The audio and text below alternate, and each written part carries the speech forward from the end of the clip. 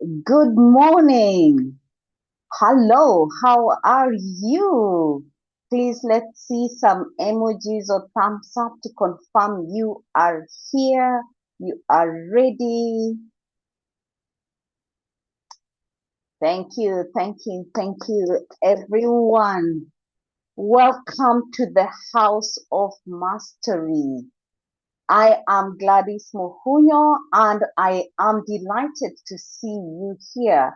It would be a pleasure to see more people on video. So if you can put your video on, please do so.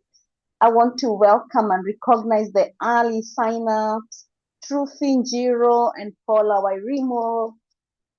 Thank you for chiming in early, Rose Namai and Beatrice Minor.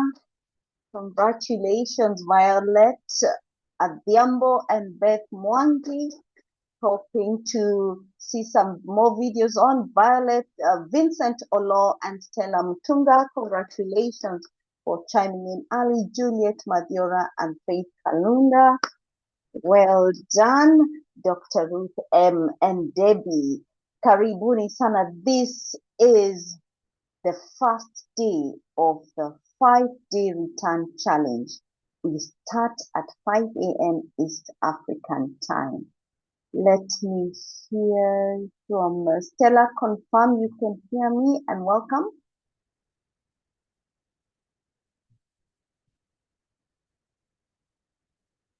Thank you. Excellent, excellent. All right. I know you are ready because it is 5 a.m. and you're awake and you're alert. Therefore, you are ready. I will not waste much time. I will welcome the founder of House of Mastery shortly. As soon as I see, yes, there he is. Karibuni sana, all of you, please be ready, be alert. We are bringing in our coach in the next minute or so. If you are joining House of Mastery programs for the first time, this is who we are, the 5 a.m. people. Karibu sana.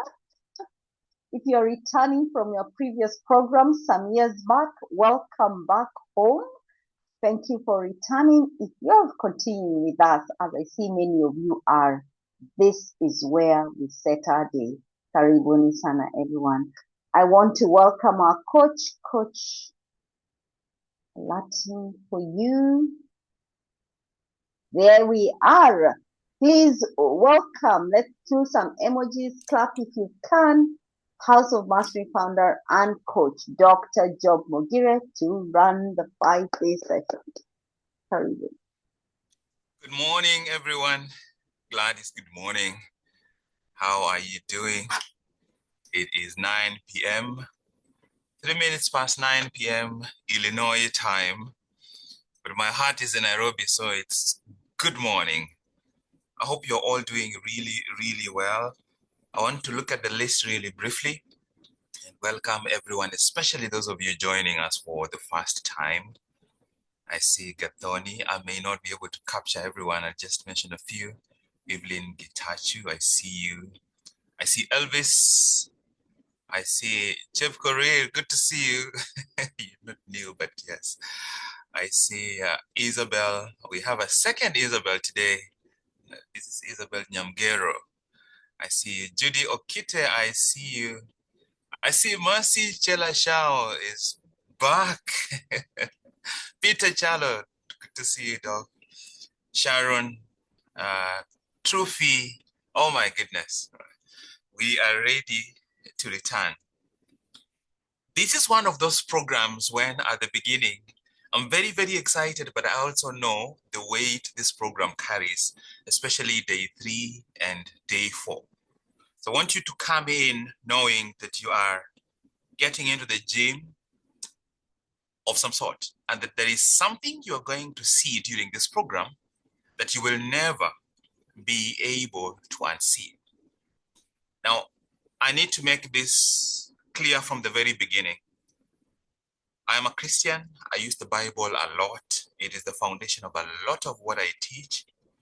But the passage we are using during this 5-day return challenge, whether or not you are a Christian, if you are a Christian, definitely pick it and use it from that perspective. But even if you are not, or you don't believe, take the story, because this is one of the masterpieces of a very short story that teaches a lesson in such a powerful way that there are very few books, fiction, non-fiction, that come close to the mastery that is involved in this story.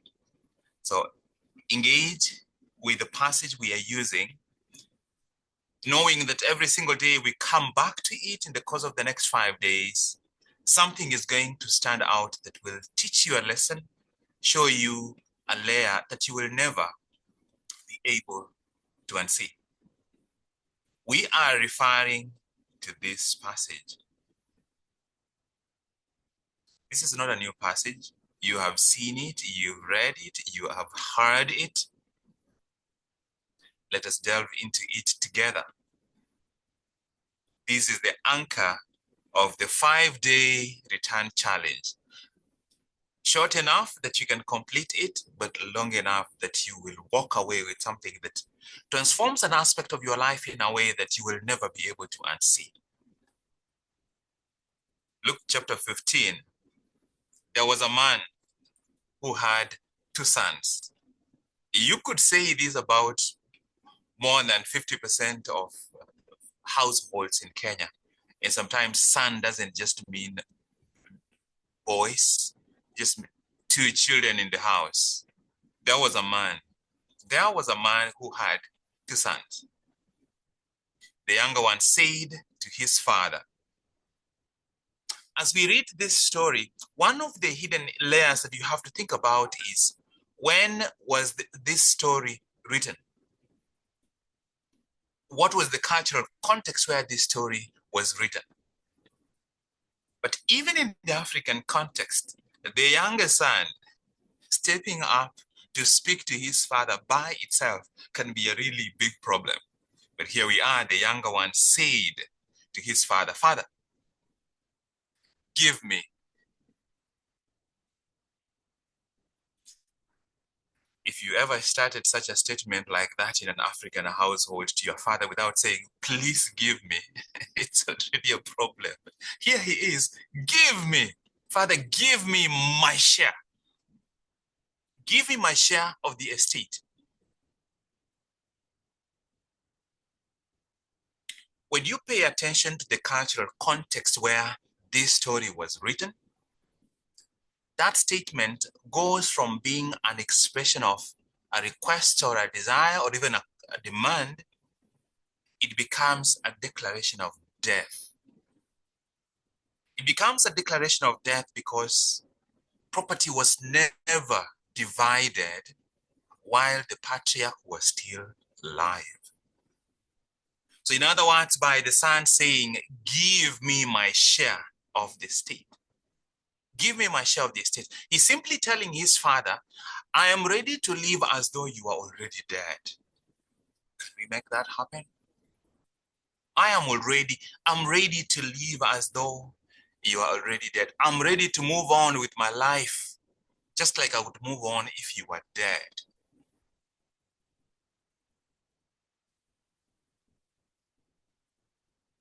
What did the father do? He divided his property between the 2 sons. He divided his property between the 2 sons. This story, every time I read it, I cannot not be caught wondering just how different a father this one was. Because these were strongly social cultures, very tightly knit, where everything is a communal affair. But here he goes ahead to do something that essentially makes him look like he's already dead. He divides up his property and gives it to the 2 sons. Not long after that, the younger son got together all. Not long after that, because he was not waiting. He was ready to run. He was ready to leave as if his father was dead. He was ready to leave as though this relationship no longer mattered. He was ready to run from this relationship. He got together all he had, everything that he received, all he had. But you can only gather tangible things.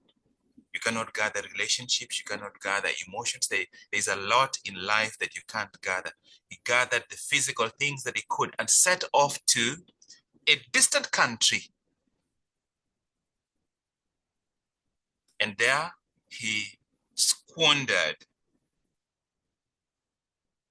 And there he squandered his wealth. There he squandered his wealth in wild living. After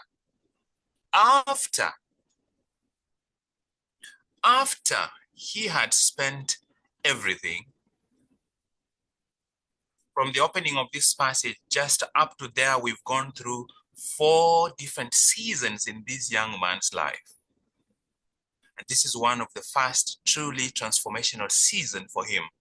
After, because there is a season when he ran with all he had to a distant country. That was season number 3. But season number 4 is where everything really changes, because he ran away from relationship, but then now he has run out of quote unquote all he had. And now he has nothing left. He has squandered the wealth. He left behind the wealth of relationship because he couldn't pack that, but he carried the physical wealth, but he has also run out of that wealth. After he had spent everything, after he left behind what he couldn't carry, and after he had exhausted what he could carry, there was a severe famine in that whole country. The famine in the country is starting now, but the famine in his life started long ago. It's just that it was never named. It was controlling his behavior. It was controlling his choices. It was controlling his actions. It was controlling his feelings. The famine started long ago. It's just that now the two famines are meeting up. The famine outside is meeting the famine within that was making him run everywhere that he was going. There was a severe famine in that whole country, and he began to be in need. He began to be in need. He was always in need. He began to be in need more than what was already visible, such that that internal hunger that was hidden as he was running around and the squandering and wild living, now it becomes undeniable. When it became undeniable, verse 15, so he went and hired himself out to a citizen of that country. So he went and hired himself out to a citizen of that country, who sent him to his fields to feed pigs. This was a culture where if you touched a pig, you were unclean for 7 days. In other words, there was nothing lower than feeding pigs. Just touching a pig would exclude you from certain ceremonies, certain rituals for 7 days. But here now you've been sent to feed them, which means to not only touch them, but be close to interact with them. Unquestionably, it's going to take you probably a couple of weeks before you can be declared clean again. And while he was feeding the pigs, he longed to fill his stomach with the pods. He longed to feed his stomach with the pods the pigs were eating, but no one gave him anything. And season number 5 finally turns on verse 17, when he came, because he has been going. He went out of his senses the day he stood up and said, Father, I want to live as though you are dead. Can we make that possible? I want my share. I want you to divide. Ignore the fact that you are breathing. Just share your property. He had gone out of his senses when he went to a far country, when he squandered his wealth, when he was living wildly, when he was hiring himself out to go feed the pigs. when he came to his senses. He said, how many of my father's hired servants, how many of my father's servants who don't have the relationship I was entitled to have access to the benefit now I lack? How many have food to spare? And here I am starving. Every single time you say I am something, it's an identity. I am starving. He was always starving. He was always starving. That's why he reigned. That's why he roamed. That's why he squandered. That's why he hired himself out. He was always starving. The difference is, here I am starving to death. In other words, it can't get any worse than this. This is the very, very end.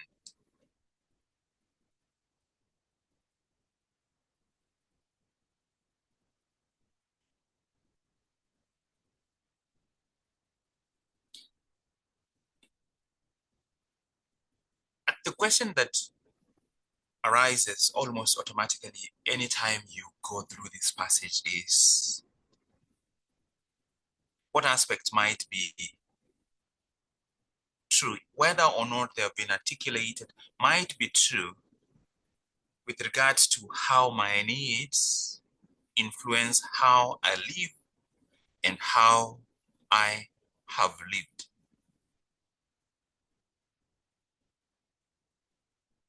How do my needs influence how I live and how I have lived?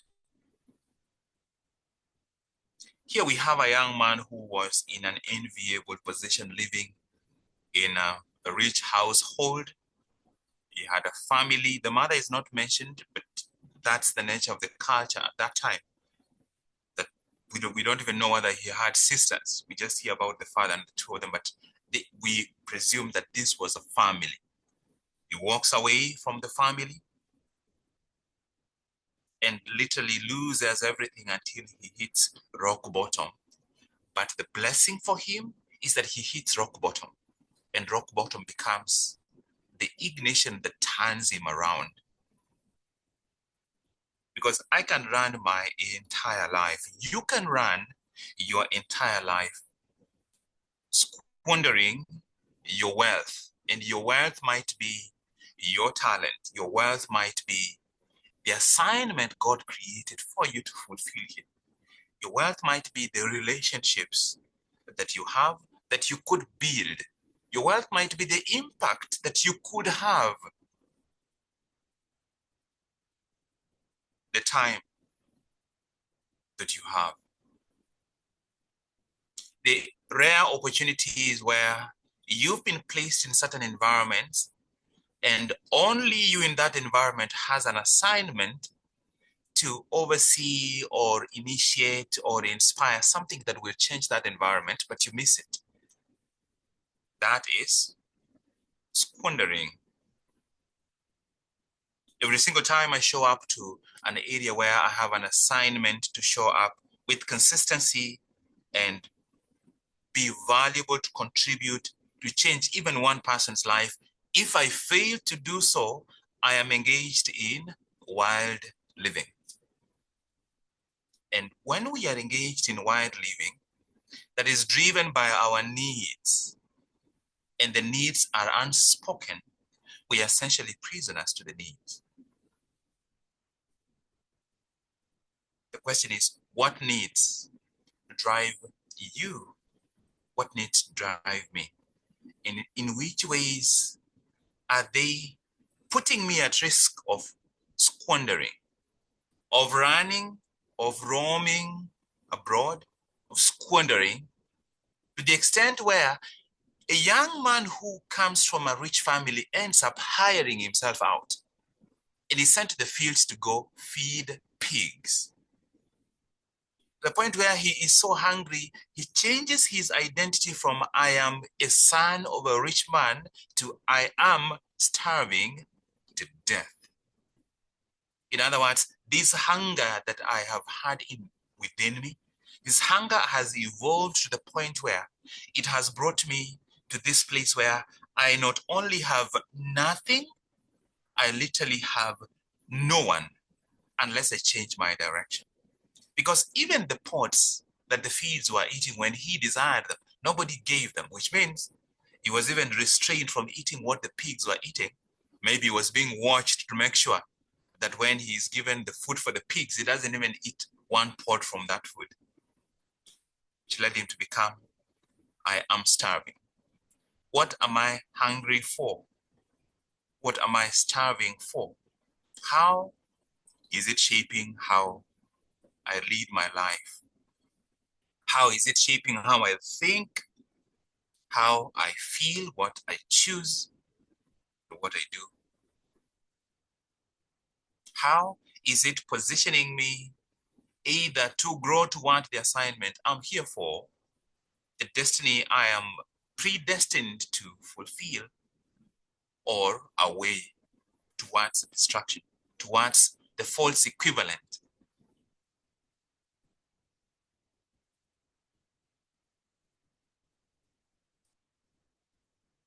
These questions are the main reason why I told you this is an amazing program that I really, really, really love, but we have to engage with the actual questions, because for some of us, I don't know whether this is true for you, but for some of us, if you miss the next 3 years, your life will get to a point where you will never, ever be able to return to some of the opportunities you have today. For some of us, you know that you're running out of time.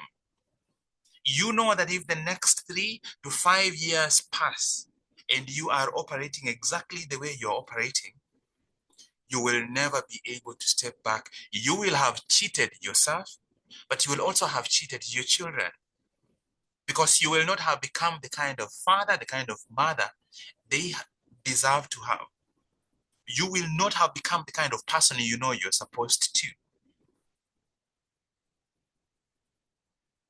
If we just predict and just account for how much time you will have spent scrolling social media the next 5 years, and ask ourselves, if we hired somebody else to take that time and invest it in something else for the next 5 years, at the end of the 5 years, if we look at the two lives, your life and this other person's life, we will see a gap. And that gap will be, you are engaged in wild living. Because if you spend 20% of the year scrolling on social media, in the next 5 years, that is an equivalent of a whole year just seated scrolling social media. And somebody else invests that time building up on something that will remain with his children, or at least an example that she will leave behind with her children. One of these versions of me or you is engaged in wild living, wandering and squandering, and living in a far country. The other one is actually trying to return home, to return to relationship, to return to the Father, to return to the assignment that we are here for. I don't know whether this is true for you. I just know that I have done this frequently enough to know, all of us, there are certain windows of time which, if you miss it, you will never be able to get back to it.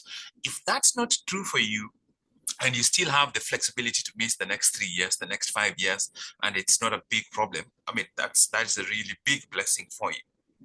Especially right now, when AI is changing the world in such a way that one person can run a business that used to be run by 20 people, by 40 people, when nobody really knows how much of a change we are going to see in the next 7 to 10 years, there's a window. There's a window within which you have to make a clear, selfish, non-negotiable decision that I am done squandering the wealth of my attention. I am done squandering the wealth of my time. I am done squandering the wealth of the opportunity I have in the places God has sent me, so that I begin to show up as if I know that the next 3 years mean everything. And if I miss them, I will have missed something that I will never be able to bring back. And this is why it's extremely, extremely important for us to figure out, what are the needs that are driving us. What need is driving you? Because the need that is driving you, the unmet need, when you don't meet it, it doesn't disappear. When you don't meet a need, it doesn't disappear. It takes over. I don't know what the need. I have thought about, meditated on this verse, trying to understand this young man. What need was driving him that led him into wild living? To standing up and telling his father, I wish to live as though you are dead. To taking everything that he was given, going away to a far country, squandering it, remaining empty and hungry to the point where he changes his identity and says, I am starving to death. Because very easily a point can come when you are starving to death for the time you lost. And if you think it's painful to regret the time you lost, wait another 3 years from today, another 5 years from today, when the cost of living goes through the roof, when your skills almost become redundant, where you literally have to relearn most things. Any need that is driving you today is because that need has already taken over or is taking over. And it's until you meet it that you will be able to overcome its impact. How does it take over? When a need takes over, it forces you to run. You run from what is true, you run from what is real, you run from what is valuable, you run from what truly matters to distractions, to what looks good, to what everybody else is doing. And you roam in a far country. The far country can be success, but you're succeeding in the thing that is easy to succeed in, not in the thing you are called to succeed in. You're succeeding in shining in the office, but you're shining in the office in a job that you know this is not where you're supposed to be, but it's just easier to stay there. Then you are ravaged. The need makes you run, you go roaming, and then you are ravaged because at some point the wealth runs out. And one of the most expensive elements of wealth is the time. You get ravaged. And when you get ravaged, that's when you end up hiring yourself out, where you forget who you are. You start measuring your value by how you stack against other people. You start measuring yourself by how much you can prove, how much you can compete, comparing yourself to other people. You start measuring yourself by feeling quietly, secretly, feeling good when certain people fail. Until life forces you, until God orchestrates circumstances that force you to return. There's no restoration before you return.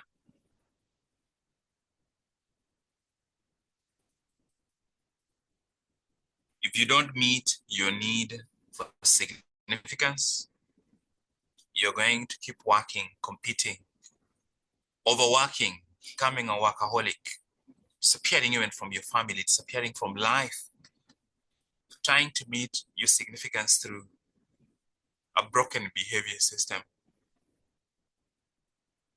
If you don't find a way to meet your need for love and connection, you're going to become a people pleaser. You'll never be able to say no. You will never be able to speak with your voice. You will always speak with the edited voice that is dressed to be acceptable, to please the people around you. And 10 years later, you begin to wonder, why do I sound like a copy, like a really bad photocopy of me, not the original? If you don't meet your need for certainty, you're going to try to get it through over control, where the day you retire from that job, you leave behind a legacy of, he was a micromanager, she was a micromanager. My goodness, you couldn't cough under her when you were doing a project without making sure she agrees with how you cough. If you don't meet your need for variety, it's going to lead you to restlessness. begin to seek stimulation and novelty and newness. If you don't meet your need for contribution properly, correctly, you're going to become a martyr.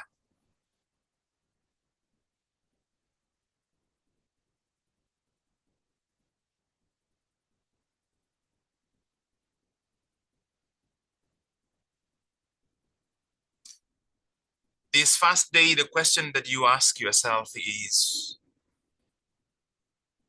what is driving my behavior? What's driving my mind? What is driving my emotional range? The times I find myself angry or excited or bored, what is it that is coloring this emotional range? What's driving my actions?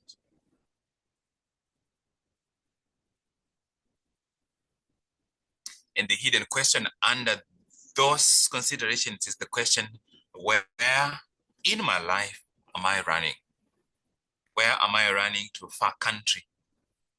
Where am I running away from what is real, from what is valuable, from what is true, from what's enduring, and running to what's immediate, running to what is impressive, running to what is acceptable to the people around me rather than what is really authentically true to me? That's the question you sit with. One of the lenses that would help you, and I want you to consider using this, is if you met your 3-year-old self today and she looked at your life, what would she be surprised about?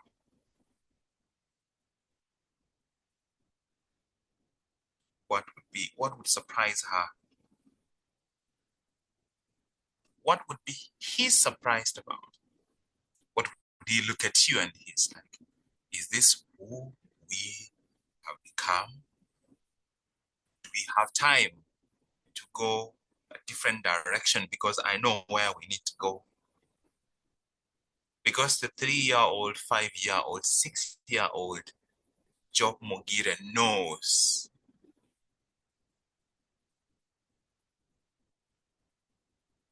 Sometimes I want to just ask him to shut up. Shut up, look at what we've built. Let's celebrate what we've built. Like, and he's like, that is impressive, but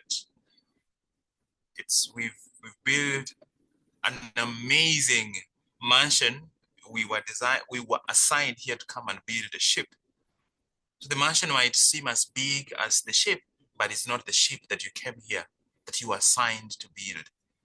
Where in your life are you running? My final question to you is, are you ready to make the next 3 years so different from the last 3? Because you know that this is no longer a joking matter. These next 3 years, once they are gone, you will either have done right by you and by God and by your children, or you will not. You will not get them back. Don't allow the ease of technology that is available to steal from you, to steal from your children, to steal from your generations. You have grandchildren and great-grandchildren waiting to come out of you, and you can't help it. But you can help what they hear about you.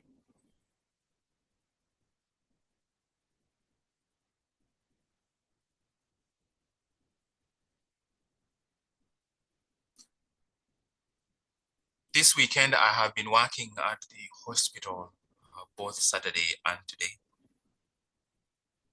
Yesterday, I stayed at the hospital until 3 p.m., which is called a short call when I'm on call, meaning I'm available because we are 2 cardiologists. And then today, I'm on long call, which means I'm available for 24 hours. Therefore, the reason why I've been looking at my phone is because I might receive a call or receive a message about something I need to respond to. And I don't think we know how different the season we are living in is. The things that used to affect people in their 70s, 80s, and 90s have become so ordinary among 40 and 50 and 30-year-olds. I had a 35-year-old, 30, 35, 36-year-old came in with a heart attack so big I can't explain. I can't find an explanation at all as to why. But then I look at the chart and look at the history, and I can see where the running started, where the weight went off board, where the blood pressure went off board, where the cholesterol went through the roof, where the blood sugar started going through the roof, where the diet changed so significantly that the rest of the body had to start running.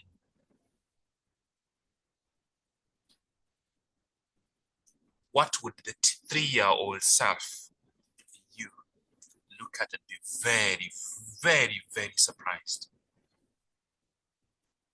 Where are you running? Whether you've ever named it or not, where are you running? Are you ready? Are you willing at least to give it a chance, a really genuine chance that the next 3 years must be different? The next 3 must be different. If you engage with an open heart with each of these 3, then perhaps you are ready to return. And if you are ready to return by day 3, especially if you show up by day 3, willing to engage fully, this week will leave you with something that will be transformational. And so my ask for you for this moment right now is for you to make a choice.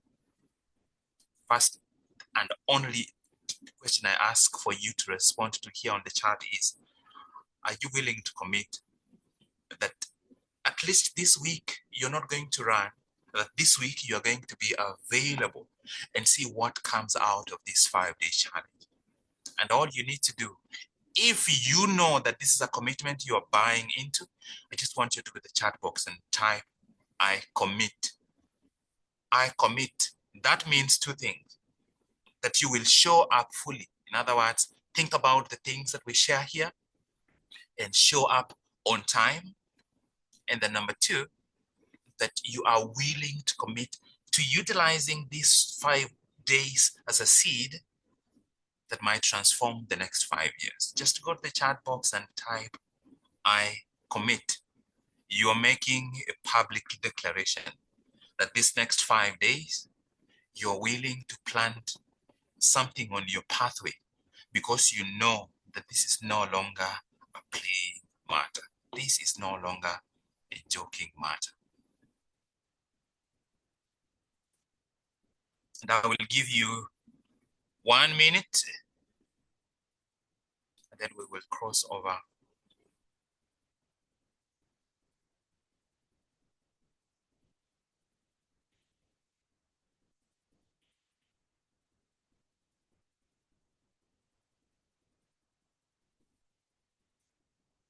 And then I see I commit Brian, Rose, Stella Njue, Stella Munene, Paula, Judy, Nicole, Annette, Elvis, Francisca, Beth, Rachel, Janet, Violet, Modoni, Lynetta, Evelyn, Marcy, Elsie, Truffy, Debbie, Blair, Stella. We have 3 Stella, ladies and gentlemen. Jared, Esther, Peter, Julianne, Arthur, Florence.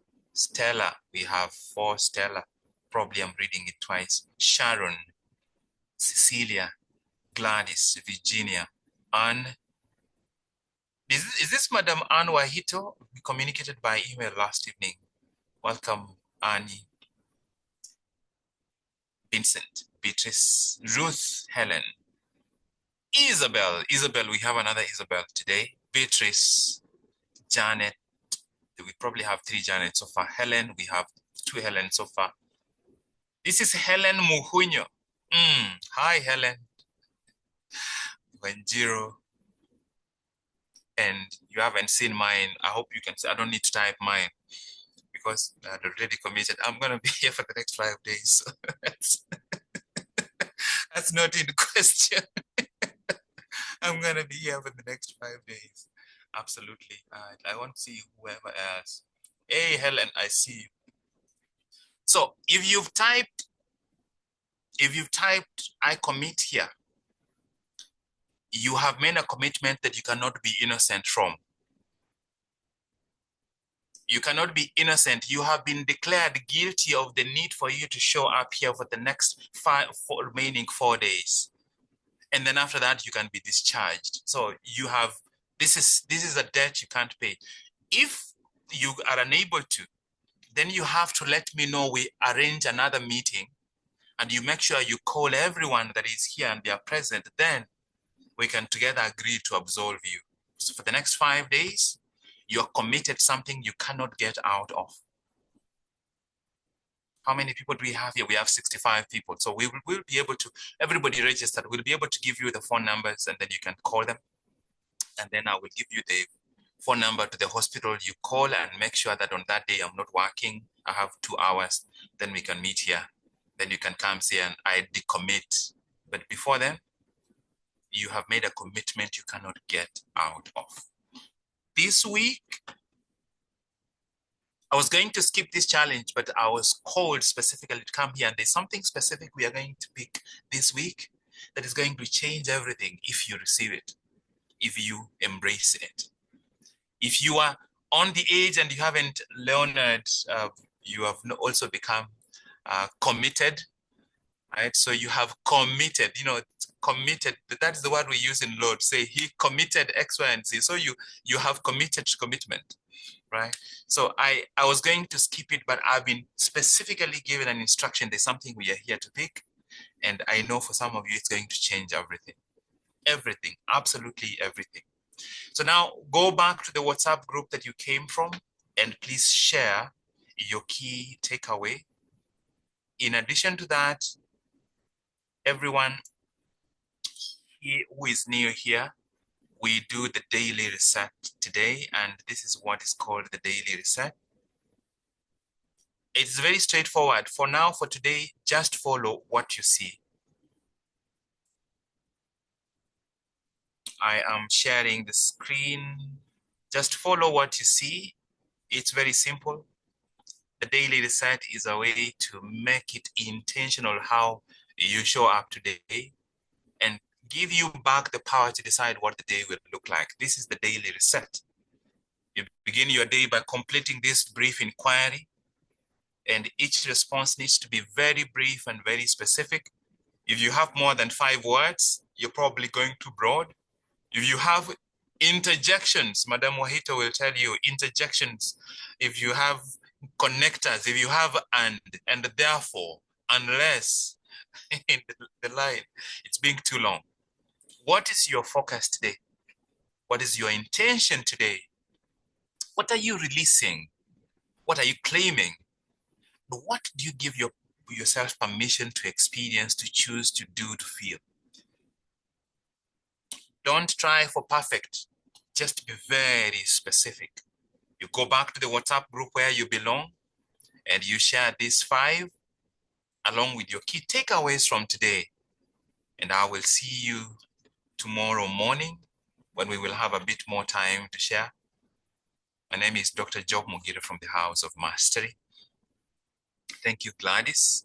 Madam Gladys, consistent Mugunyo will be here, always welcoming you and leading the sessions. This room will be open until 6 in the morning, and then from there it will be closed. Everyone have an amazing day. Let's have a transformational week because we know what this means, what this stands for. That's it from me. I will see you tomorrow. Goodbye, everyone. Let's appreciate our coach. Thank you all. If you are not in a WhatsApp group, please text me. Type your comments in the WhatsApp group and you can exit this channel at your pleasure. I will be here to close it at 6. Have yourself a good morning. Bye-bye.